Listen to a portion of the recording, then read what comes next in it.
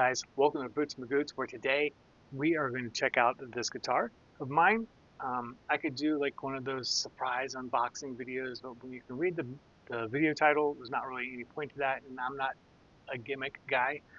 We're just going to take a direct look at this. This is a Ernie Ball Music Man Ball Family Reserve Majesty. This is the higher end of the Majesties. This is limited to only 50. This is number 8 of a run of 50. These guitars, if you don't know anything about the Majesty, are basically like the Lamborghinis of guitars. They're packed with features. It's pretty insane. So let's go ahead and dive in for a closer look. All right, guys. So real quick, we'll go over the specs. Now, obviously, this is the 7-string version, the red Nebula color. There was 3 color options for this year, 2024, for the BFR Majesties. I just absolutely love this red quilted maple top. It almost kind of looks pink at times, like in the lighter parts, but it is definitely more on the red. But it's really kind of how you catch the quilt on here. So it's got a high gloss polyester body finish. Obviously the quilt maple top with alder wings and a mahogany flame maple neck through. And then of course it has the standard floating bridge, the Majesty floating bridge with the piezo saddles on there. The fingerboard is an ebony fingerboard with 24 medium jumbo stainless steel frets. And then we have the neck colors, which we'll take a look in a second. Matches the body, which is really cool. And the neck radius is 17 inches. The neck width at the nut is 47.6 millimeters. And then at the last fret is 65.9. Again, the neck wood is mahogany and flame maple. It has the Marzio Rainmaker and Dreamcatcher pickups, which are very versatile, but I play mostly metal, so it kind of leaves me wanting a little bit more out of them. So I may change those out in the future. The scale length is 25.5 inches, and it has a truss rod wheel for making quick adjustments of truss rod, which I really love. So let's take a look at this dude. We blasted through all that mumbo jumbo. Here you can see the piezo saddles. We got lots of controls here, which we'll go over in a second. I'm just going to kind of take a look at the guitar first. But the contours on this thing are super comfortable. You can see how everything's rounded off. You have insane access up here to the 24th fret. I mean, it's completely clear and out of your way. This horn looks longer than standard, but it's really just the way everything's cut back. When I put it up to my other guitars, it comes to basically the same end point as the other guitar bodies. But it does change shape a bit down here. It kind of comes a little bit pointed to kind of match everything. We have the inlays over here. Here's the headstock with the matching quilted maple. And we got solder locking tuners. Let's go ahead and flip it backside here. Here's the back of the headstock. Back of the neck. You can see how beautiful that is. The one thing I don't love about this is the poly finish. I really prefer satin necks. It's taken me a little bit to get used to. It doesn't get as gummed up as typically gloss necks do for me, but I really it's taken a while to get used to it because it's still not as smooth as a satin, in my opinion. We can see the contour through here. Here are all the control cavity covers. Here is John's signature. He signs all of the Ball Family Reserve guitars. And here are all the controls.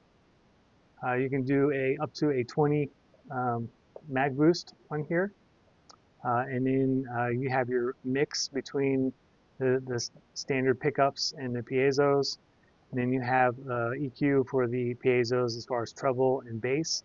And then you can also have a mono and stereo out adjustment on here. So you can just send mono would just send the piezo and the standard humbucker signal together. If you do it stereo, it splits the two signals.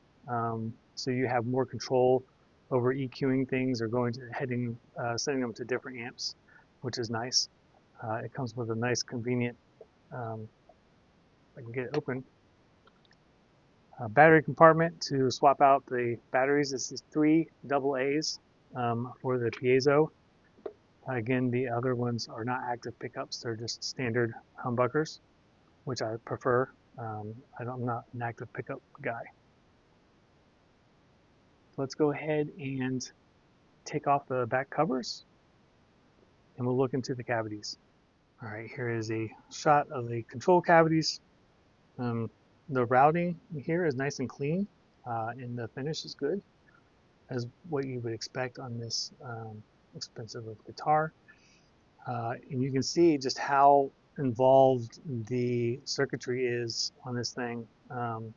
It is quite complex and definitely the most complex control cavity I've ever seen. And I do like a lot of guitars and do a lot of wiring and work on there, but this gives me anxiety about doing anything with it, to be honest with you.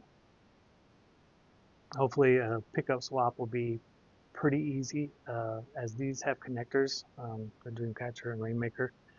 So hopefully I can just tie into that and without having to get too deep into this mess. And here is your big block here, and then gives you a couple extra strings, so you can run 5 strings. You can run 5 if you want. I'm pretty happy with the 3. But yeah, that's about it. Oh, real quick though, I forgot to mention, I really wish that the plates were recessed. I don't like that they're above the body. I feel like I would really appreciate just them a little routing on here so that they sit flush instead of on top of the surface. And you can see how also like how they start to dig into the poly finish on here, which I don't love. I've had higher end guitars where it's got like a little rubber deal around here, so that way when you screw on the plates and stuff, it doesn't actually mess up the finish. It would have been nice to see that on here, but that's just kind of like a nitpick thing. All right, guys, so here is just a quick overview of the control layout. In case you get one of these things and they don't have the paperwork for you. Fairly straightforward, although it seems complex. Up here, we have your piezo and humbucker blend, so you can have it just the humbuckers in the down position. This gives you a mix of the two depending on how you set the control on there, how much the blend is. And then that is just the piezos. And piezos, for those unfamiliar, make it sound like an acoustic instead of electric guitar, or they do really close to it. So that is really nice. And over here we have your typical selector as far as back position is going to be obviously the bridge, and then you have both, and then you have just the neck. And then over here we have the coil splitting, which is a push-push. And this is also your volume for the humbuckers. So it kind of serves dual purpose over here. And also want to mention that these are all routed, so the control knobs sit lower, and they also have like a rubber grip on here, which makes them really easy to use. And they have a good feel on those too. So over here you have your tone for the humbuckers, and then also this gives you your mag boost on the, if you push up in the up position, you push it back down and that turns that off. But you can set the level of the mag boost on here. 20 is a lot to me, especially when I'm already running high gain. It kind of just makes things just a hot mess as far as like keeping things under control. and reined in so that they're clean and tight. So I don't really use that at all. And then this is the volume for the piezos. So pretty straightforward. You have your floating bridge with your trim arm. It's a push in. Coming up here, one of my biggest gripes about this thing is the nut. It is a compensated nut, but I don't like the slots are filed very narrow, so they're tight going through here. So you have to have lube on here, or else the string just catches, and it makes tuning this thing an absolute nightmare because you think you have it set, and then you do a bend, and it pulls it up, but it doesn't like let it back down, and it's all out of whack. And then since you have a floating trim, it compounds the problem versus if you just had a hardtail on there. So I really don't like that. I might just open up those slots just ever so slightly and then continue to use like a nut lube on there. I don't know why he doesn't use a locking nut though. It's just kind of confusing for me. If I'm have a trim, then I'm definitely going to want to have a locking nut. And it's just curious that he doesn't use it, but he doesn't really go ham on the trim either though. I mean, he just kind of does some little stuff, or he'll do like a flutter or something, which this thing flutters really well. So maybe that's it, but I like to do some wild dive bombs and stuff like that. So I don't know. I would prefer a locking nut, but it's his guitar, so kind of deal with it if you want it. But that's my main gripe. So if you do get these things, they're notorious for just hanging up, the strings hanging up on there. And I think that's pretty much about it. You can see, again, they try to get you some good shots of the book matched top, but it's hard to see like how it changes in the light, like in the studio. But it is absolutely beautiful. And then real quick, as far as case candy, you don't get a whole lot. You get this cert. And that's pretty much it as far as that goes. And then again, like you get the couple extra springs. I didn't even get a tool set with this thing. Here's a Music Man decal, and then basically a little, booklet. Music Man, and that's about it. And a couple other things to mention. Do yourself a favor if you have one of these and get the Dunlop Groove Tech case tool. It's made for the Majesty, so it's got stuff at weird angles as far as working on this guitar, but it lets you set up intonation and everything else, and adjust your truss rod wheel. I love it, and it's relatively cheap, so I would do that. As far as the pickups, I love them. They sound great, and if you play anything that John plays, you're going to have a great time with these things. I really, really love these pickups, but I will say that I play mostly death metal, and they're a little lacking for my particular style. They're not super tight. I don't know, they're just lacking to me as far as I usually run like bare knuckle aftermaths, particularly my go-to, or any of the bare knuckle stuff. So like War Pigs I'll also run, or Nail Bombs, but aftermaths are usually what I and these are just, I'm happy with them, but not totally happy with them. So I probably will swap those out in the future. One last thing to mention is that when I got this guitar, it was not set up at all. It was shockingly horrible, especially the intonation. They were all off between like 7 and 9 cents. They were all like 7 to 9 cents flat. So I had to move all the saddles forward and re-intonate the guitar. Kind of disappointing with, how expensive this is. You would expect it to be set up. Truss rod was a little bit off, but like it travels and stuff like that. I'm not gonna nitpick that, but at least the intonation. And then also the the string height was off as far as like, you know, the radius. So I would expect it, you know, like some people run like you know, a lower action and some people like a higher action. So I wouldn't nitpick that on how they set it up. It was a little bit high for me, but there's no excuse for like one string being like way above the other ones and not matching the 17-inch radius. So stuff like that was kind of disappointing, honestly. So let's finally look at the case. All right, so here are the new mono cases that they're using, I think since like 2023. So it's like a hybrid case between a hard shell and a soft. Most manufacturers are using these now. My comparison came with these, and my mayonnaise came with it too. But it is nice. It's nice and fitted, and there's a relief here for the trim along arm, which I absolutely love. So you don't have to take this off when it's in its case, which is just a convenience thing. But small stuff like that I really love. But the case is very form fitted. It's not going anywhere in here. It feels well protected.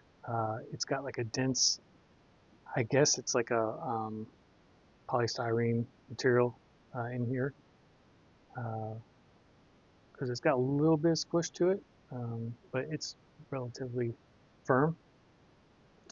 So these cases have become like a love them or hate them type of thing. Personally, I don't mind it, but if I was flying somewhere, it would give me a little bit of anxiety. Um, I don't know if it would survive like any solid hits or anything like that. So I always prefer like a hard case overall, but I don't tour anymore, so it's not an issue for me. In fact, it's not going to be in the case at all. But I get how some people would love it and some people would not like them. But the case itself is really nice. It's got some nice storage pockets in here, and then overall, it's got a nice look to it. So yeah, that's it. All right, guys, so that about covers this. I will leave you with a brief playthrough. I'm not really set up for that kind of stuff, but it'll just give you an idea. Basically, you can get any sound that you want out of these things, especially with the piezos and stuff. And the whole playthrough thing, like I just never understood it so much. I mean, yeah, it's cool to hear the guitar, but you can make pretty much any guitar sound good, especially through all kinds of processing and stuff. So I'll leave you with something. And if you guess what song I'm playing, then you get extra bonus points. Until next time, I will see you guys later.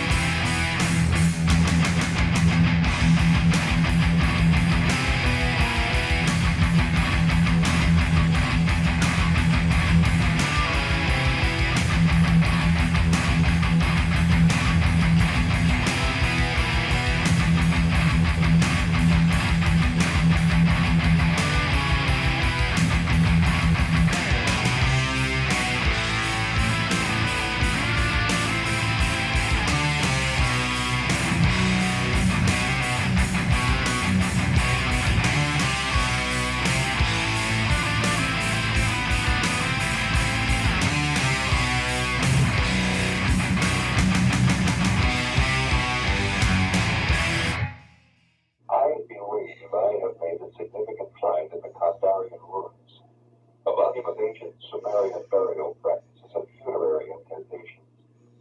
It is entitled Naturam Dimanto, roughly translated Book of the Dead. The book is bound in human flesh and inked in human blood.